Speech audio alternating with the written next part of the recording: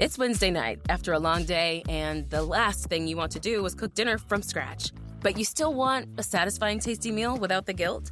Enter your freezer's sidekick, Cauliflower. From thin and crispy cauliflower crust pizzas to all-natural white meat chicken tenders and more, Cauliflower is gluten-free always, satisfies every craving, and is ready in minutes. Cauliflower is available in freezer aisles nationwide. Visit eatcauliflower.com/where-to-buy to find a store near you. You're listening to Missing Persons, brought to you by AbJack Entertainment. Be sure to check out some of the other great true crime podcasts from this network, including Scene of the Crime, The Murder in My Family, and 3 Men and a Mystery. All of these podcasts are available for you to binge on right now, wherever you listen to podcasts. The views and opinions expressed by guests on this podcast do not necessarily represent those of the podcast, its creators, or sponsors. If you would like to discuss a missing persons case on this podcast, please be sure to visit missingpersonspodcast.net. This episode may contain unsettling or disturbing subject matter. Listener discretion is advised.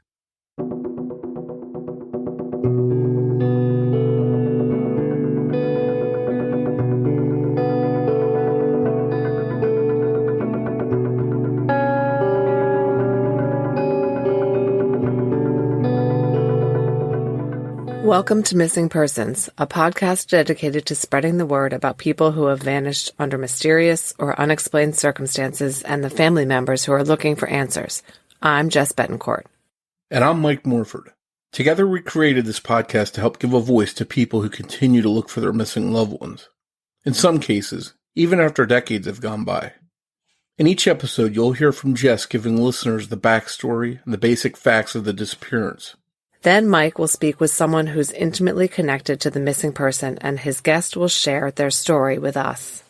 Please stay tuned at the conclusion of this episode to hear about our Patreon program and our commitment to help find people who have gone missing. We'll also share with you where you can find more information and how you can join our team and help our efforts. You'll get recommendations for other podcasts we think you'll enjoy, and more. So sit back and enjoy this episode, and who knows, maybe you can help us find someone who's missing. Episode 18, Leona Kinsey. Leona LeClaire Kinsey was born on December 15, 1953. In October of 1999, 45-year-old Leona, who was of Puyallup Indian heritage, was living and working in La Grande, Oregon. With her daughter, Leona had left the reservation in Washington state she had lived on to escape an abusive relationship and to move closer to her sister. Leona worked multiple jobs. She ran her own landscaping company and also worked as a janitor and a housekeeper at a nearby hotel. Leona lived alone in her trailer home with her cat and dog on Hull Street. Leona knew how to live off the land and was known to hunt, fish, and trap her own food, capturing deer, elk, and antelope, and picking berries and mushrooms in the wild areas around La Grande.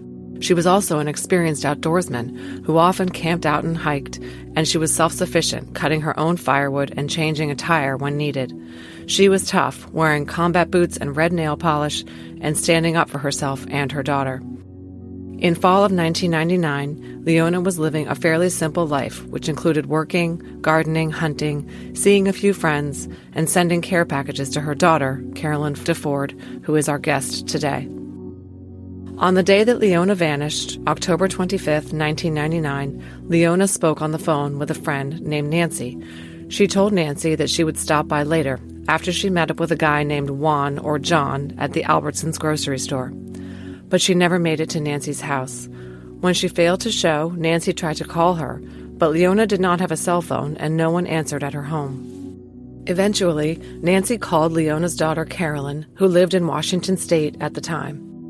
Carolyn left her mother a number of messages on her mom's pager over the next 3 days, asking her to return her call, but she never did. For a day or two, Carolyn was not too concerned, knowing that her mom would occasionally go off camping or some other similar expedition. But after several days, Carolyn called the police and filed a missing persons report, supplementing the one that Nancy had already filed, although she says that she was hesitant to do so because her mom had a history of addiction and would not have wanted police involvement.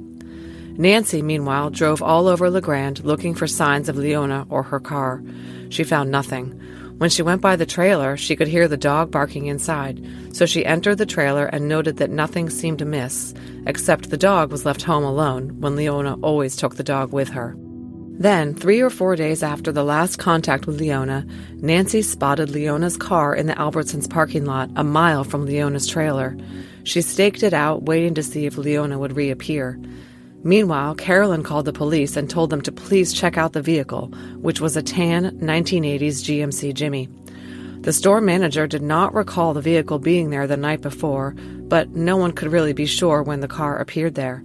The Albertsons did not have surveillance cameras in place, and Carolyn does not know whether police interviewed anyone in the area asking whether they had seen anything. The police impounded the Jimmy. Carolyn believes that they did dust the car for prints because when her father, Leona's ex, managed to retrieve the car from impound, it had print dust all over it. Upon inspection, the Jimmy showed damage to the steering column, and there was a box of rubber gloves inside the truck. But there was no sign of any struggle or confrontation in the vehicle, and there was also no sign of Leona. After finally managing to get some time off of her job as a restaurant manager and arranging for childcare for her kids, Carolyn got in her car to make the 7-hour drive to La Grande. When she got to her mother's house, she was very concerned at what she found. All of her mom's possessions, including her glasses, coat, purse, which was found next to her bed, her cigarettes and lighter, her pager, and her cat and dog were left behind inside her trailer home.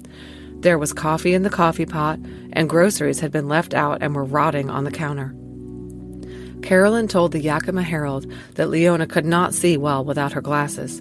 Most pictures available online of Leona show her wearing the oversized frames she favored.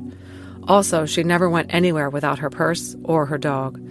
It appeared to her family that someone had taken Leona from her home. Carolyn said that the initial investigation conducted by the police into her mother's disappearance was minimal. They took down the information about her being missing, but did not really follow up. Police did only a cursory look over the interior of Leona's trailer, and ground searches were impeded by seasonal snowfall. They did conduct some searches over the years since Leona has vanished, at one point searching a pond and another using officers on foot to conduct a grid search of an area that was the subject of a tip, but nothing has been found. Carolyn is convinced that Leona met with foul play. For one thing, she never would have left without her glasses, purse, or dog. Leona was content with her life. She had landscaping jobs booked for the entire week, and she would not have just walked away from her life. And for another, Carolyn says that she fears that the man Leona had told Nancy she planned to meet was a drug dealer, the man named Juan or John.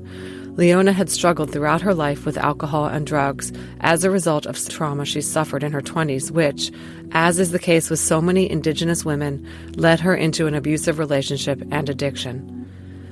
Carolyn tells us that in the weeks before Leona vanished, some things happened that could be connected. For one thing, someone spray painted the front of her trailer with some words indicating that they believed she was a snitch. Nancy told Carolyn that she heard a rumor that Leona had been working with the police as an informant in exchange for getting some drug charges reduced. And Carolyn knew that her mom was feeling frightened by some people who were intimidating her.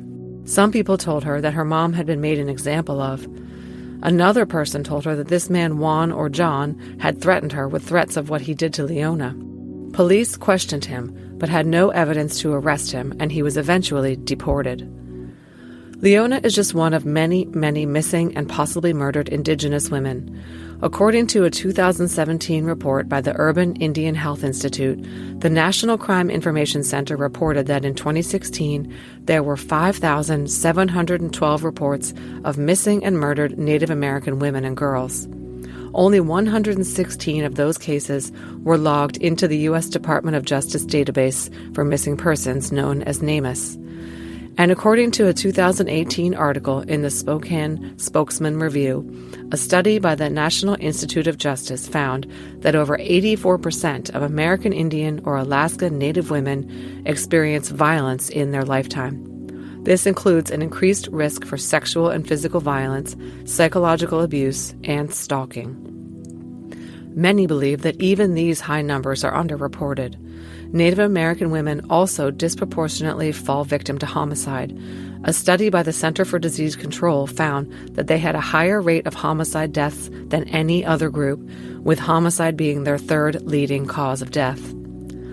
In 2017, Carolyn created the Missing and Murdered Native Americans Facebook page, intended to assist families seeking their missing loved ones and support them through their healing journey. She also has a page dedicated to her own missing mom called Finding Leona Kinsey. There is a $10,000 reward for information on the whereabouts of Leona Kinsey, who remains a missing person, $2,500 from Oregon Crime Stoppers, and $7,500 from the Puyallup Tribal Council. When Leona went missing, she was 5'2" and 110 pounds. She is biracial, being of both Caucasian and Native American descent. She has brown eyes and wavy brown hair, and a tattoo of a peace pipe and a tomahawk on her bicep.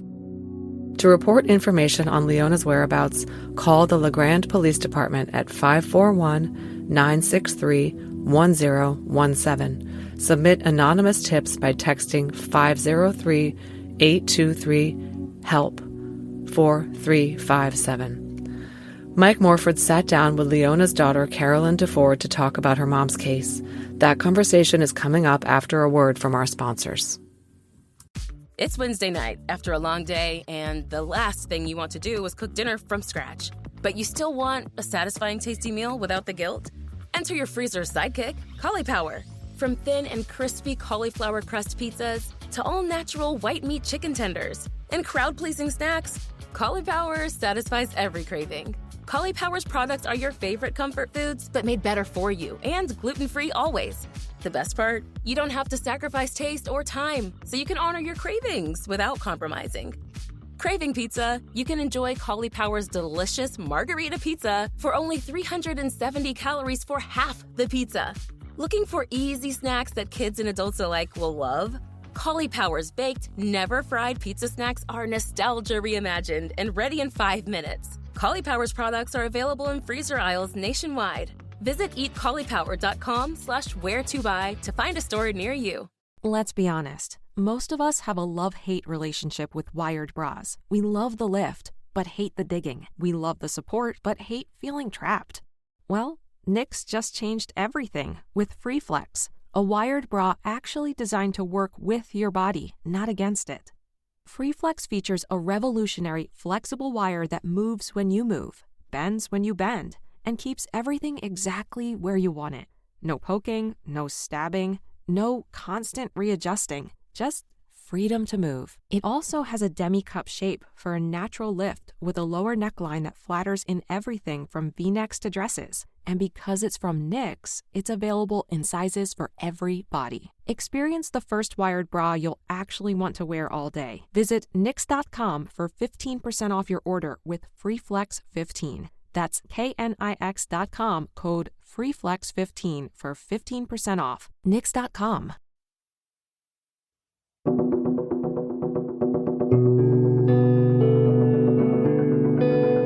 Hi, Carolyn, and thanks for coming on Missing Persons to talk to us about your mom, Leona's case. Thank you for having me. It's a pleasure to be here and share her story. Well, your mom's case is very mysterious, and there's a lot of moving parts to it. And we're going to talk about some of those things and some of those pieces of the puzzle and see if we can help fill them in.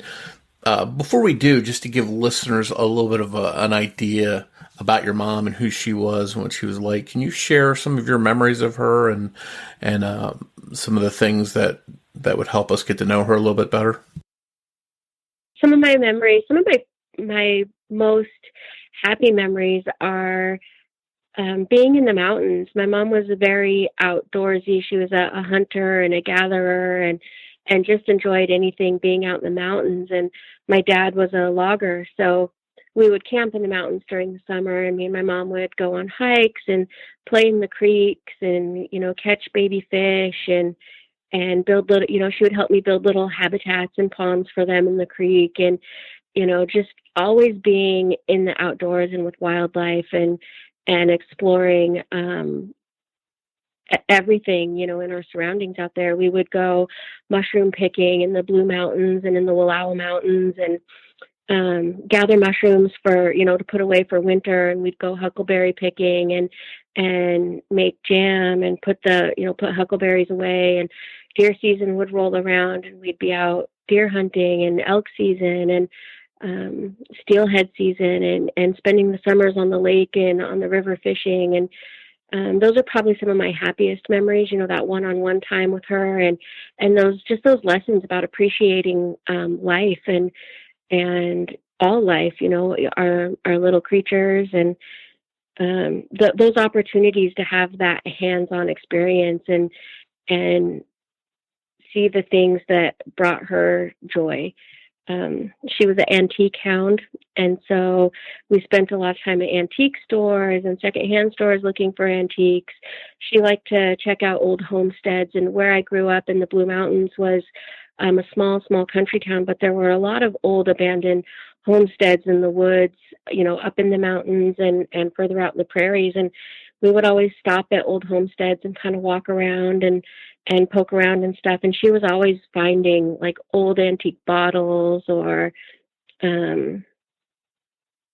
just neat things that she would bring home and clean. And we had a shelf of bottles in front of the window that, you know, all the different colors of the old bottles with their bubbles and the flaws in their making and the wording and the artwork on them. And she loved that kind of stuff. And it kind of became something that we enjoyed together, kind of a challenge and a treasure hunt. You know, you're always looking for the next good find.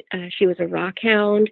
So we were always, you know, had your eyes to the ground wherever we were looking for rocks. Hobby or a habit of finding heart-shaped rocks and exchanging them with one another. So if we found one, we'd hold on to it and then give it to each other. And we did this my whole childhood, you know, and by the end, you know, by the time I went back to her home to pack her things, that basket of heart-shaped rocks was like one of the things that I had to find. You know, we handpicked all of those and I had to know where that was, you know, and bring it home with me because that was kind of our connection. And sometimes still I'll find heart-shaped rock and I'll be thinking about her before I find it. And I'll just know, you know, to me, that's just a little reminder that those teachings and her spirit is still always with me. Well, it sounds like she had a very active life. She wasn't one to just sit around the house and relax. It sounds like she was constantly on the go doing stuff. Yeah. And, you know, you mentioning that kind of makes me think about that. Like, even if we weren't out in the mountains, we had 2, sometimes 3 gardens, and she was always gardening and landscaping and trying to the humble things that we did have. She kept up and kept them well, and always made sure that we had enough in our home and enough to share. And yeah, she definitely by any means was not a homebody or unmotivated. And it sounds like you were very close as well. We were, you know, I was the only child.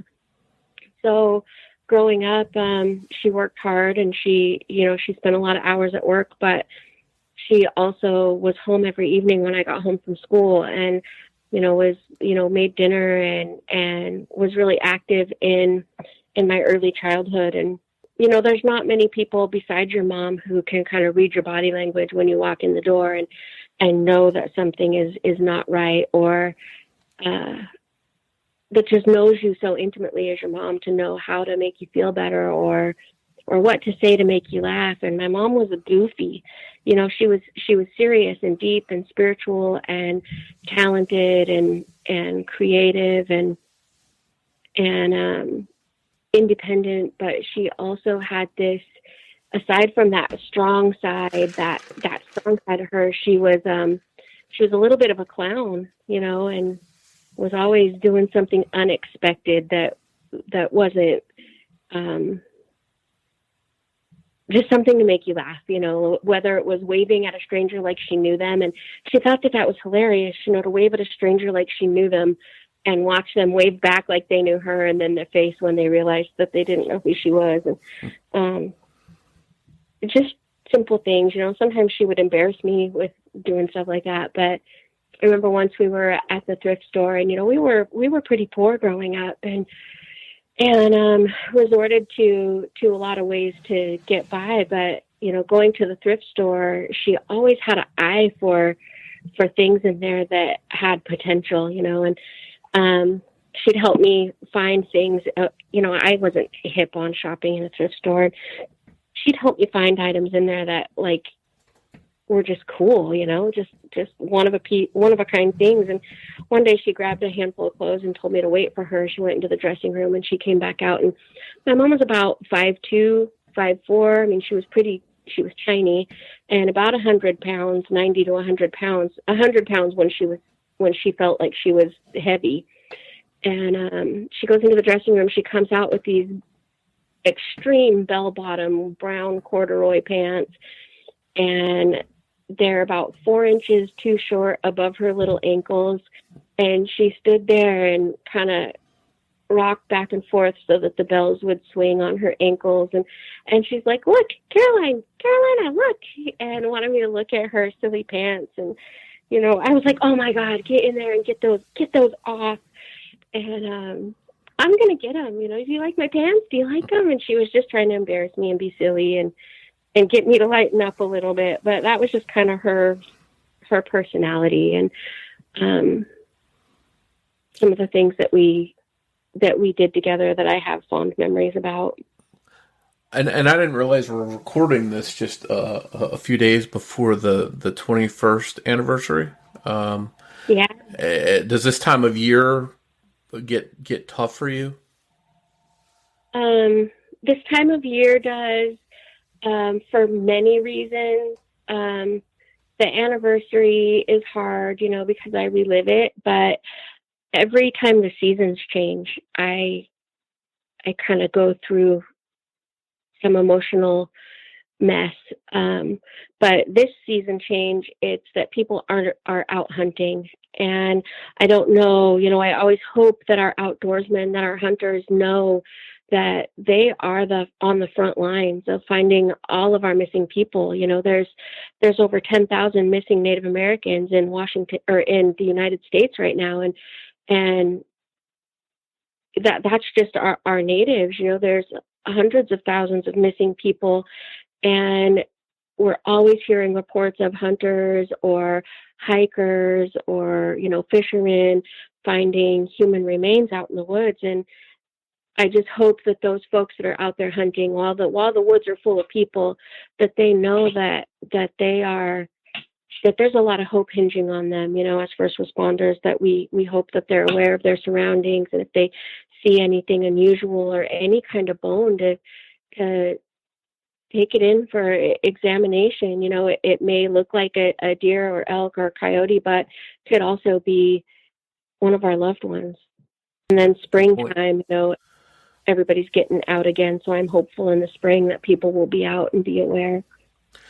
And let's go back to October 21 years ago.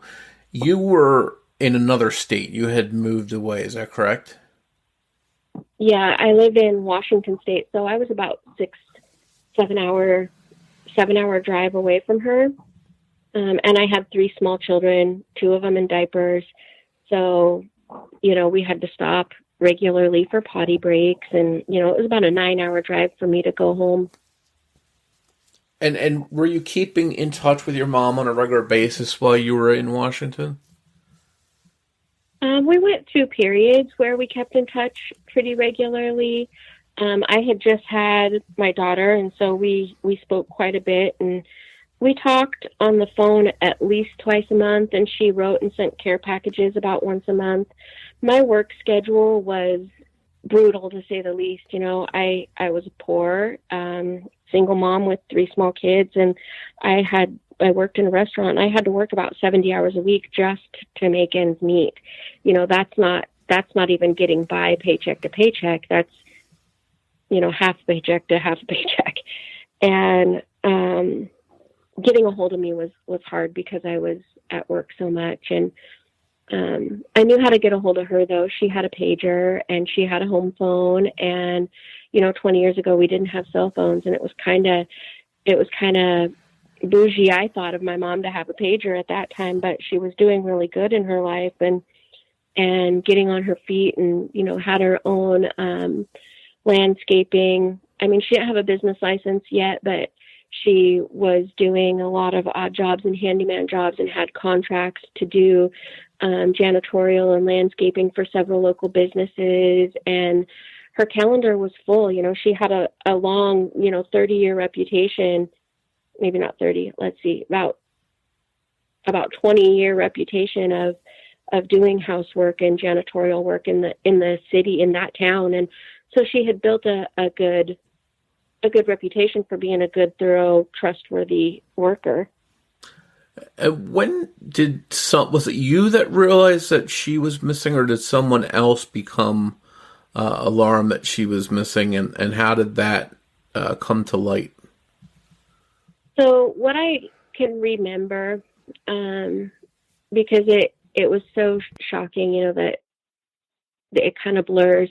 My mom's friend Nancy had been her friend since I was in about second grade, and they were really close. And my mom had told Nancy that day, the day she disappeared, that she was going to go meet a man named John at the store. And the store was only 2 miles away from her home. That she was going to go meet a man named John at Albertsons, and that she would be over around 7. And Nancy said my mom never showed up, and so it was a small town, and she drove through all the usual places, all the, Denny's and all the gas stations and all the back roads and all their friends' houses, and made phone calls and couldn't find my mom anywhere. Couldn't find her vehicle. Nobody knew where she was or had seen her or heard from her. And so she drove around all night, kind of just rechecking all these places, and she knew something wasn't right.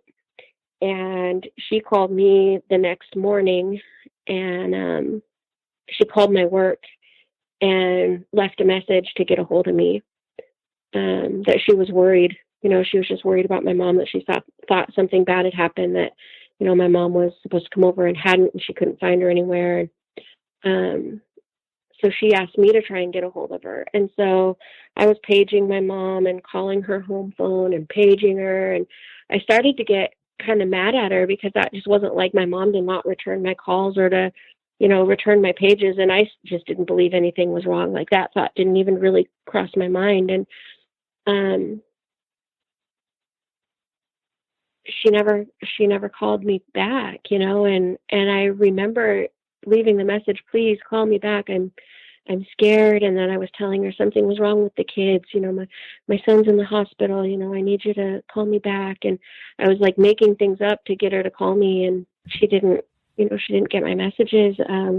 Later I found out, I found her purse in her home, and it had her pager and all of her belongings in it. And so I knew she had never gotten my messages, but it wasn't like her. And I started to worry then. And that afternoon, that evening, I called, and Nancy had made a police report already. And so I called and made one as well, just as family, and gave what information that I could. But being so far away and only talking to my mom, periodically or every couple weeks, I didn't have like details on her daily life, or her schedule or her friends and that kind of stuff. And so Nancy was a huge help in kind of connecting law enforcement with some of those details.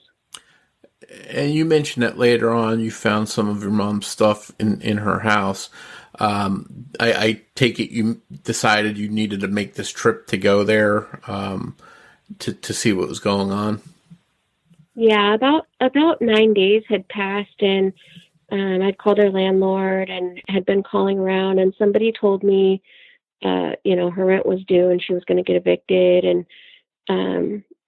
they were going to get rid of all of her stuff, and so I went home thinking that I needed to meet with the police, and I needed to do something, but I didn't know what. You kind of think once you make that police report that as a family member, you wait, you take care of yourself. You still have to work. You still, I still had to put food on the table, and I still had to take care of my kids. And I couldn't just take time off, and I had this crazy sense of hope that the police report would like create this chain reaction of everything that should be in place when someone goes missing. And I go home, to her house, and I walk in and I smell her, I smell her home, and it feels like she just is at the store and will be right back. Like, it literally feels like I got home before her, and I should just sit down and wait, Was there, and so when you went in, was there any sign of a struggle, anything out of the ordinary? I know you mentioned you found some of her stuff. There were groceries out that it looked like she had just sat down and hadn't put away yet. Was there any sign of anything unusual happening in her house? nothing. She had left her dog in the house, and that wasn't like her, to leave her dog in and to leave her dog. My mom was one of those people that their dog went everywhere, and she really didn't have anywhere that she went that the dog couldn't go. Her dogs were like her kids, she spoiled them and loved them to death. And she left the dog in the house. And so a couple days after she was gone, we became worried about the dog. We could hear it inside, and I told her friend, to go in, try and get in and get the dog out. And so my mom's friend went in, and she said nothing seemed, it seemed her home seemed like she just walked away, and they just got the dog and left. But when I got there was no sign of anything unusual, and me and my mom had always been really, really spiritually connected. And there's a long story about that connection on the day that she disappeared that I didn't realize, at the time was her, and I expected when I walked in that I would be able to know, that I would feel what happened, and it just felt like she would be right back. And nothing was out of place. Nothing was disheveled. And my mom was a pretty organized, she was a housekeeper by trade. And so everything was where it should be.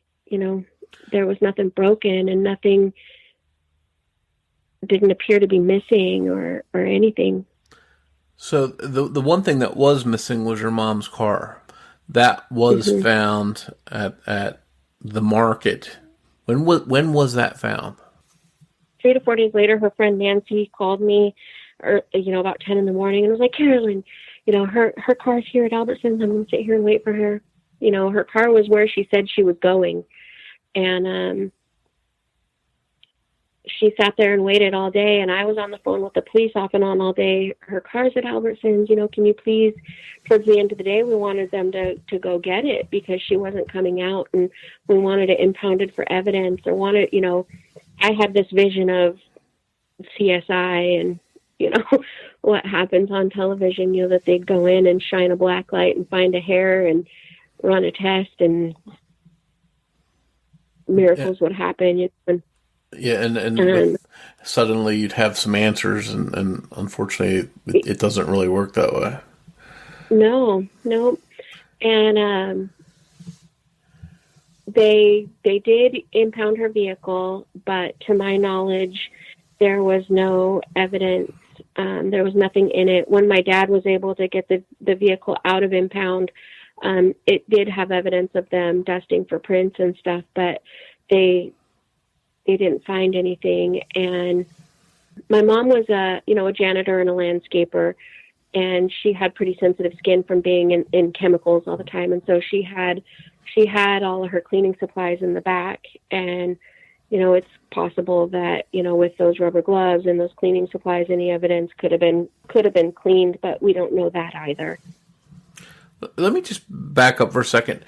In relation to the car, was there any evidence when the car arrived there? Were they able to determine when that car was dropped off there and whether it was your mom that left it there? Not to my knowledge. I don't know that I don't know that they interviewed people around there. The case is still open. And so what information I have been able to get has been little bits of information from law enforcement and then what people in the community have told me, but no evidence that of when or who or how it got there. Nobody's seen anything and nobody has come forward, and there weren't really cameras back then. So the last someone knew, your mom was going to meet someone named John at this market, and then lo and behold, her car winds up there. So it seems like she theoretically could have gone there like she was planning to do, and something happened over there. But yet her stuff is found in her home, like her pager and purse and stuff. Was it typical for her to run to the store like that and not take her purse and pager? Or was that kind of unusual? Would she normally take that with her if she went to the store? My mom didn't go anywhere without her purse, her glasses, her cigarettes. She didn't go anywhere without those things, So when we found her purse, it was in her room next to her bed, and she didn't leave it laying out in the living room and stuff. If people came over, she didn't want them digging through it or stealing anything or taking it. And she wasn't real trusting that way, and so she put her purse in her room, and it was next to her bed in her bedroom, and her glasses were in it. Everything was in it. Her cigarettes were in it. There's no way, she would have gone anywhere. She couldn't have gone anywhere without her glasses. She couldn't see. And she wouldn't have gone anywhere without her purse and cigarettes. She just wouldn't have. So it seems like a possibility, at least, that she maybe met with some kind of foul play before even going to the store, and perhaps someone else took her to the store or planted her car there to make it seem as if she was going where she was supposed to be going. That's kind of how things look. At first she said she was going to the store, and that's kind of how things sat. But having her purse at home and all her things at home, we don't have even a timeline of events, but from what I can make out, she called her friend and said she was going to go meet John and that she'd be over later. Something happened in between there, but her purse and her belongings are still at her home and her car isn't. So we feel that something happened, from her home, that they came in and took her, or who knows, and my mom was my mom was very, independent, but, she grew up having to fight for herself, being a young Indian woman, fighting was nothing new. Defending yourself was nothing new. Standing up for other people. All of my aunties and cousins have stories of being these protectors of less fortunate, and my mom was definitely one of those people too. And there was nothing that could have taken her from there or taken her without a fight. And, there was no sign of one, but yet, so she must have known them, known who it was to let them in, to not have any signs of forced entry or any signs of a fight, and whatever happened, took her by surprise. Were there any kind of organized searches that were done in the area? Snow had already began to fall in the mountains, and so we couldn't do much searching in the mountains. The roads close up there pretty quickly. I didn't have a vehicle that would make it, these are mountains, and not just a little bit of snow falling, but we would get feet of snow, and snow had already began falling, and there was no way to search up in the mountains for anything at that point. From the time she disappeared until the time I got there, they had gotten about 3 feet of snow in town. And so snow in the mountains was even higher. And we kind of just hoped that someone would say something, I didn't have I didn't have the brain power or the strength to know to organize anything like that. And I lived 9 hours away, and I'm still having to go to work, 10 hours, 12 hours a day to survive. The world doesn't stop, when someone goes missing. My world stopped, but everything else went on. Life is as usual. And that was really hard, to keep up with life and keep my kids fed and clothed and a roof over our head. And and try and have them have some normalcy while I was falling apart, So there was no real formal searches at that time. There weren't a lot of people to volunteer to search. Means of communication from me being out of town, no social media, so things were really hard. And we did posters. We had a lot of family and friends who canvassed the area repeatedly and put posters up, and would constantly go back through town and put posters in new places or replace the posters where they were. And we did the best that we could with what we knew how to do, And despite all of that, there were no clues. No one came forward saying they had seen her or anything. Nothing substantial. The tough part about cases like this, when someone goes missing, you really dive into their life and start picking apart their world, trying to find answers and clues and trying to piece together what might have happened. And that led you down a road. You found some things out about your mom that maybe you didn't know about before. Can you talk about those things, whatever you're comfortable speaking about? Yeah. I just want to, I grew up protecting these things in my family that were not socially acceptable, protecting them, and keeping them quiet, and a lot of families do, we have these skeletons in our closet that we keep hidden and protected. And I had grown up through my teen years aware of my mom struggling with addiction. I didn't know really the roots of that, or where it had come from. I just knew that there was addiction in our household. And when my mom disappeared, this really came into play, because before she disappeared, I was told that somebody had spray painted narc or snitch on her home, on the front of her home, facing the street. And she was really distraught about that. And that was apparently a couple of weeks before she disappeared. And so one of the things that her friend who reported her missing told me was that she had heard, she didn't know for sure, but she had heard that my mom was an informant for the police, that she had gotten some drug charges and was working with the police to get them dropped. And on my end, all I knew was that my mom had sent a letter to me previously and just said, I'm ready to go to treatment. Can you get some information for me? And I knew that she was scared of some people, but I didn't know why or what. I just knew that she was saying that there were people messing with her and snooping around her house and stuff, and snooping around her house outside at night and just scaring her.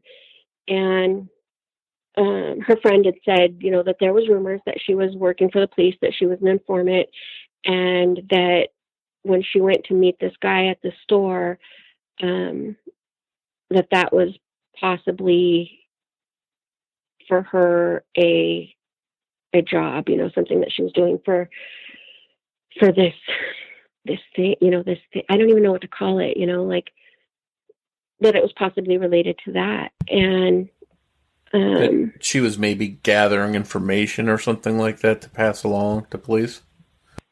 Yeah, that she could have been or would have been, or that this guy was a potential future target or something. And that has never been confirmed.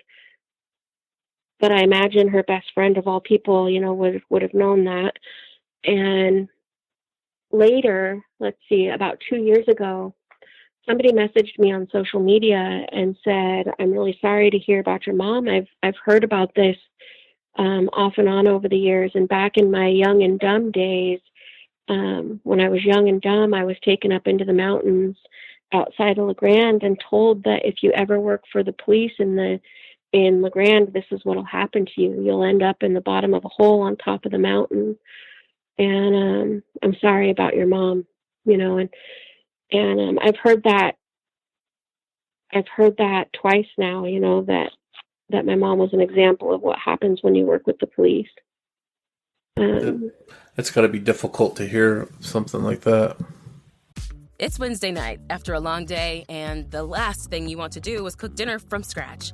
But you still want a satisfying, tasty meal without the guilt? Enter your freezer's sidekick, Cauliflower. From thin and crispy cauliflower crust pizzas to all-natural white meat chicken tenders and crowd-pleasing snacks, Cauliflower satisfies every craving. Cauliflower's products are your favorite comfort foods, but made better for you and gluten-free always. The best part? You don't have to sacrifice taste or time, so you can honor your cravings without compromising. Craving pizza? You can enjoy Cauliflower's delicious margarita pizza for only 370 calories for half the pizza. Looking for easy snacks that kids and adults alike will love? Cauliflower's baked, never fried pizza snacks are nostalgia reimagined and ready in 5 minutes. Cauliflower's products are available in freezer aisles nationwide. Visit eatcauliflower.com/where-to-buy to find a store near you. Let's be honest. Most of us have a love-hate relationship with wired bras. We love the lift, but hate the digging. We love the support, but hate feeling trapped. Well, Knix just changed everything with FreeFlex, a wired bra actually designed to work with your body, not against it. FreeFlex features a revolutionary flexible wire that moves when you move, bends when you bend, and keeps everything exactly where you want it. No poking, no stabbing, no constant readjusting, just freedom to move. It also has a demi-cup shape for a natural lift with a lower neckline that flatters in everything from V-necks to dresses. And because it's from Knix, it's available in sizes for every body. Experience the first wired bra you'll actually want to wear all day. Visit Knix.com for 15% off your order with FreeFlex15. That's KNIX.com, code FreeFlex15 for 15% off. Knix.com. You know, at first, it was really hard for me that this was a community that my mom loved. Despite her challenges and struggles, you know, she was a hard worker and she had a long reputation of being trustworthy. She had an addiction, but she worked hard and she fueled it, and she wasn't unreliable. You know, she wasn't a thief. She had integrity, you know, and that my mom had been reduced to this powerful woman who filled our freezer every winter, you know, with deer and elk and mushrooms, and who managed 2 big gardens and took care of us sustainably. You know, there's something really powerful about food sovereignty and not having to be dependent on the system for where we get things. And my family was very much that, you know, and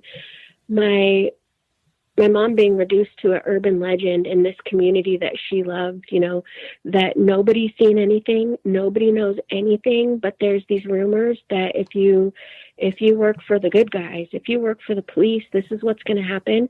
And that my mom's story was turned into a threat in my hometown. She deserves more than that, you know, like she's an urban legend. She's a ghost story now, you know, and there's a few creepy ghost stories in my hometown, and now my mom is one of them, you know, and it just reduces her from this powerful woman that she was to that, you know. I think that's the tough part of these kind of cases, when there's hearsay and that kind of stuff. It just makes it tougher for the families to deal with it. And then you and I talked a little bit before we started recording, and you mentioned that a lot of times someone that might have a substance abuse, if they go missing or something happens to them, that there's sort of an asterisk with their name that, oh, they had this issue, so maybe perhaps in the eyes of some people they're not as important, or that's why they're missing, because they have this problem, when that's not the case. Yeah, you know, there's a lot of stigma that is put on, people for their trauma or for how they cope, you know, and there was a lot of stigma for me in my mom's case, as far as even one of the first newspaper reports came out, and it said, Leona struggled with, or, Leona was an addict, and that was the last of the things that she struggled with. That didn't define her, but in some of these things it does, and I felt like if my mom had been somebody of social status, people would have handled her case differently. But since she didn't have any social status, and she had this history, with law enforcement, that her case wasn't at the top of the priority list, and the day her car was found, I remember talking to the detective on the phone and feeling my hand, like feeling it, like the phone in my hand, and begging them to go get her car. Like, this is like the second time I've talked to them that day, and please, her car's in the Albertsons parking lot. I need you to go get it. Can you please impound her car and check it for evidence? And the detective kind of snapped at me and said, we have a young woman here who has been raped, and they were investigating a rape case. We have a young woman here who's been raped, and I'm really busy. And I remember yelling at him, like, you have her, though. You have her. Go find my mom. And he told me that if I continued to speak to him like that, he was going to hang up on me. And I don't remember anything but the busy signal in my hand after that. So I must have said something, but I don't remember, and I look back at that, and, like you'd said, we start looking back at our loved ones' lives and trying to put these pieces together. And as I learned about, the rates of violence against Native women, and even as I learned about the MMIW movement, and feeling like, oh my gosh, this is a thing, like, this is a problem, and my mom is a part of it, and feeling like this sense of belonging with these other families who have very unique but very similar experiences, and learning about the cases, the rates of domestic violence and sexual assault within tribal communities and with Indian women, and that 70% of our Native American population is off reservation. And that was my mom. We lived off of reservation.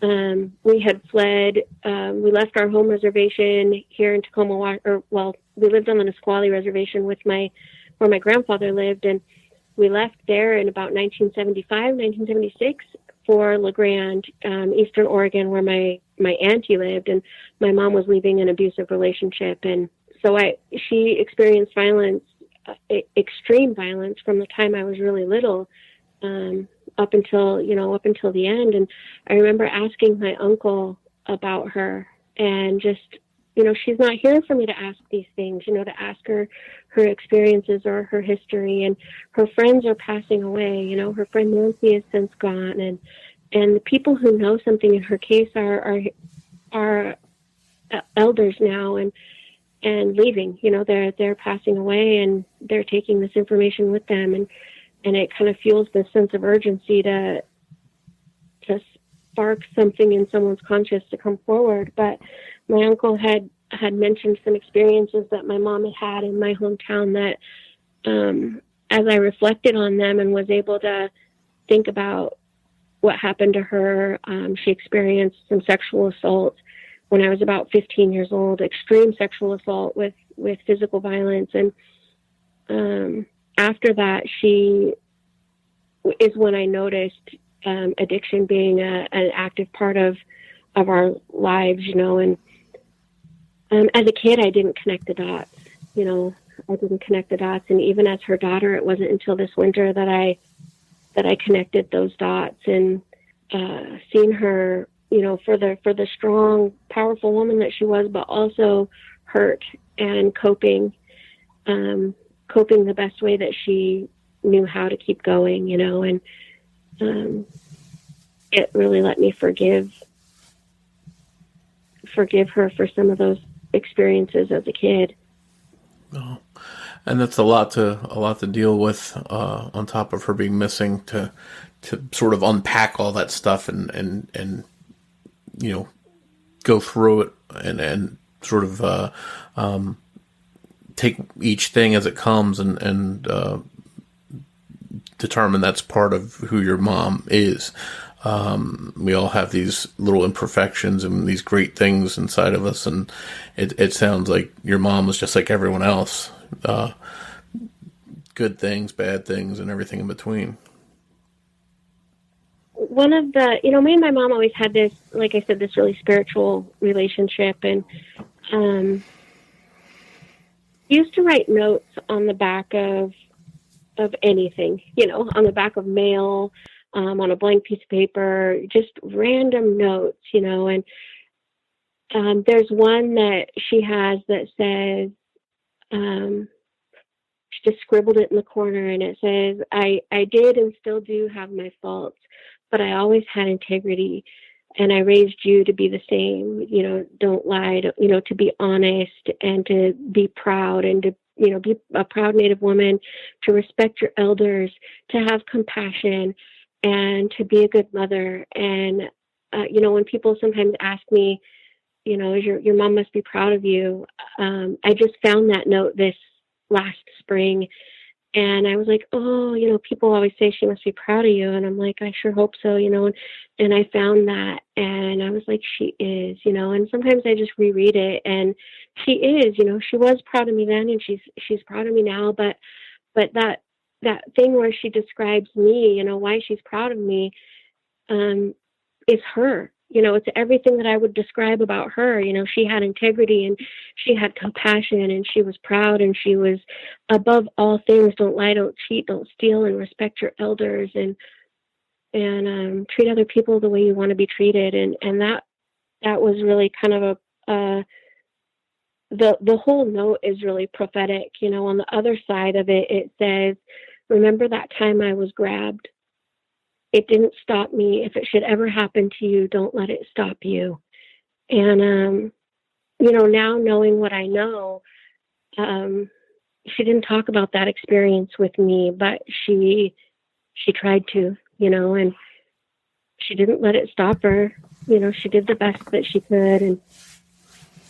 And after 20 plus years now, it seems like the best lead or the best clue that they had in the case was this mystery guy, John. Was he ever identified? He was. So I wrote a story, and since it was a college project, write a fiction or nonfiction. And I couldn't write about anything else but my mom. No matter how hard I tried, I started writing my story, her story. And I gave it to my auntie, my mom's sister, and she said, do you mind if I share this with the editor of the newspaper? And I said, yeah, I don't care, and it got put in my hometown newspaper. And about a week after it was in the paper, I got a phone call. Back in the day, you had to call 411 and ask for people's names, And this little old lady, she must have been in her 70s. She called me out of the blue and wanted to tell me that she didn't know my mom, but she read my story in the paper, and the hair on the back of her neck stood up because she had this experience with this man who she hired to be a handyman on her ranch. Her husband had just died, and she put an ad in the paper, and this guy answered, and he was charming and knowledgeable and clean cut, and he answered the ad. He was a live-in ranch hand for her and really became a part of her family. And as things started to go south in that arrangement, he made several threats to her and drove her past, she explained where my mom's house was, drove her past my mom's house and would threaten to her, I'll do you like I did Leona, or would tell her, I'll get rid of you like Leona. They never found her. And she said, I never knew Leona. I never knew anything about her. I didn't hear about her missing. But I knew by what he said and the way he said it, that whatever it was, I didn't want to find out. And then she read my story in the paper, and she knew that was Leona. And she gave me some information about, when she hired him, his name was John Lamas or Juan Lamas. And he worked for her for quite a while. And ended up getting arrested on some poaching charges. And he was very, very violent with her and her family, and used a lot of intimidation tactics, like brutal intimidation tactics. And so this charge that he got, he had killed, she was a little old lady, used to watch the deer come eat the apples and stuff out of her yard and in her garden, and enjoyed watching the deer. And there was a pregnant deer out there, and he shot it and killed it, drug it in the house, and cut its belly open with its live baby, and told her, there you go, there's food for put food on the table. And she was just mortified and realized, if he could do that he could do anything. And he ended up going to jail for that. Somehow she was able to get enough evidence that he went to jail, and they had him on these poaching charges. And during that time, she went forward with what she knew about my mom too. And they questioned him, from what I understand, like from what I've been told. And I get told really broken pieces of information, because it's an open case. But from what I was told, they questioned him, and his attitude and body language were very, what's the word? Snarky, like he would smirk at them and say, I don't know what you're talking about. I don't know anything about Leona. And, he's saying no, but he's smirking and smiling at them like, what are you going to do about it, And so from what I understand, in the meantime, they tried to get a warrant for a polygraph while he was incarcerated, and he was deported before they could get the warrant. And so he was deported. I seen an article, or I seen something somewhere just recently on social media that I found out that he was deported, just like 2004 or 2006, and he was held at the Tacoma ICE Immigration Detention Center up here. I was like, he was an hour away from me. Like all this time, I just wanted to sit in front of him and look in his eyes and ask him, what'd you do to her? Like, why? Where can I find her? I just wanted to look at him. I wanted to look at him. I wanted to spit on him. I wanted to hurt him. I wanted to kill him. I wanted answers from him, and if this was him, I felt like I could see it. I should be able to see it in his eyes. And he was right here, he was right here. And whether I would have got to see him or not is one thing, but he would have known I knew, and he got deported. So we don't know where he is. He's been, as far as I know, nobody's been able to locate him since then. Wow. So that one of the best possible people that might have answers is sort of missing himself.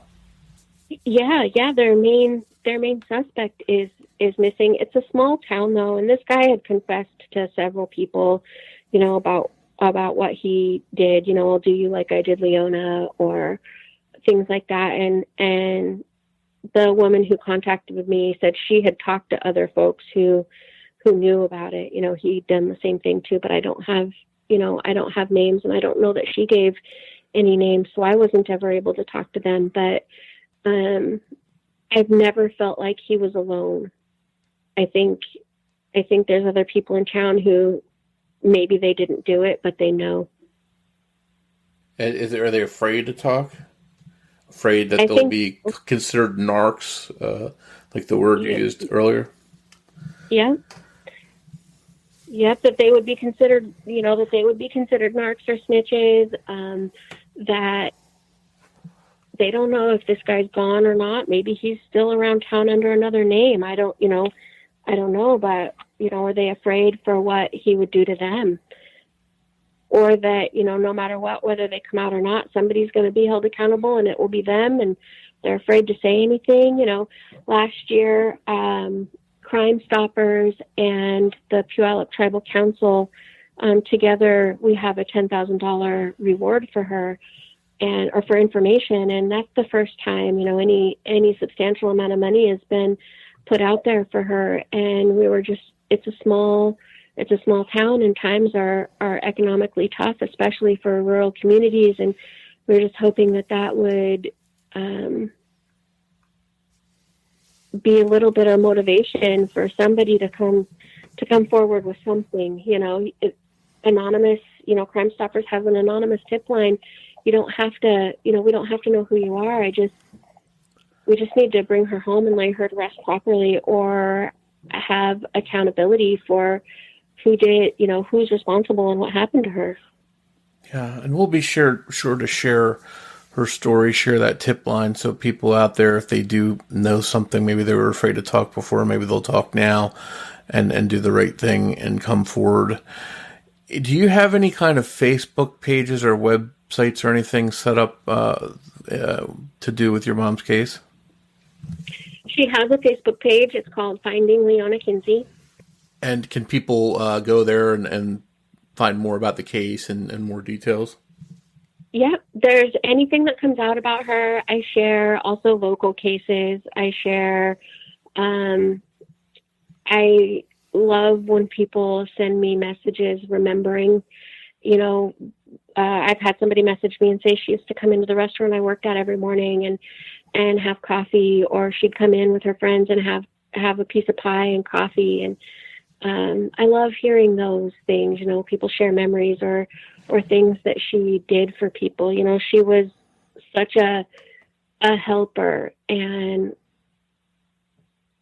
was always, going above and beyond for her friends and neighbors and elders, always taking them plant starts and checking in on them, and, I have these, she would always make starts off of her plants and go see, I called one of them my grandma, go see my grandma and take her a plant start. It was just I think an excuse to check on people, and do something nice and brighten their day, but always taking them if we got extra food, or, sometimes we would go to the food bank and they'd give us extra things that we wouldn't use, or extra bread that day or something. And she would take it to, to the neighbor lady, or she was just always bringing people into her home and helping. And she had such a big, kind heart, to understand where people were coming from and just be empathetic for folks. Well, hopefully if anyone out there does have any information, they pay it forward, pay your mom's kindness forward, and come forward with information to help give you the answers that you've been looking for 20 years. I hope so. I pray every day that there will be some answer, and my kids have grown up watching me cope with this, and hearing stories about their grandma and seeing pictures of her, but never knowing her humor, never knowing her inside jokes, or being the brunt of her practical jokes, or just be solely associated with the sadness is a disservice to her, and all of our children, think about your memories with your grandpa. And my kids got robbed of that, and she got robbed of that. And it's time for people to do the thing. And I hope that they do, and I hope you get the answers you've been waiting for. I can't thank you enough for coming on to talk about your mom's case with us and help us get to know her a little bit better and to get to know the case a little bit better. Well, thank you. I appreciate it, and I appreciate the work that you're doing, trying to highlight these cases for our families. Sometimes it's a journey that no matter how much support we have, you still feel very alone in it. And thank you for trying to raise awareness and touch an audience that wouldn't always, be able to be reached. We hope you enjoyed this episode of Missing Persons. If you can provide any information to help solve the case we discussed in this episode, we hope that you'll contact the appropriate authorities. We hope that you'll tell your friends about Missing Persons and invite them to listen to the show. Word of mouth will really help us grow. And if you'd like to help us reach new listeners, please be sure to rate and review Missing Persons on the platform you're listening to us now on. We'd like to tell you a little bit about our Patreon program. If you visit patreon.com/missingpodcast, you can sign up to help this podcast through ongoing monthly support. As a thank you, we'll give you an on-air shout-out, a thank you card and sticker, plus you'll get ad-free early access to every new episode of Missing Persons, as well as any bonus content. In this episode, we'd like to thank Don Gaiori. Your Patreon support also goes directly towards helping the missing, because every dollar that we earn through Patreon will be split with two worthwhile causes that benefit the efforts to bring missing people home: CharlieProject.org and Private Investigations for the Missing. Your Patreon support will really go a long way towards helping. We hope you'll consider supporting the show. Just a reminder, new episodes of Missing Persons drop every other Saturday. If you want to find us on social media, you can search Facebook for Missing Persons Podcast. We're also on Twitter with the handle @missing_pod. And of course, you can always find us on our website, missingpersonspodcast.net. Before you go, we have a preview of a true crime podcast we think you'll really enjoy. It's called Apple for the Teacher, so be sure to give it a listen. On behalf of Jess Betancourt, this is Mike Morford saying thanks, and we'll see you next time on Missing Persons. Missing Persons is produced under the name AbJack Entertainment by Mike Morford and Jessica Betancourt. It's hosted by Mike Morford and Jessica Betancourt, with writing and research by Jessica Betancourt and editing by Mike Morford. Be sure to listen every other Saturday for an all-new episode of Missing Persons. Hello everyone, let me tell you about the Apple for the Teacher podcast. I'm Anna Thomas, a teacher and your host. So you're probably thinking it's about reading, writing and arithmetic, right? Well, think again.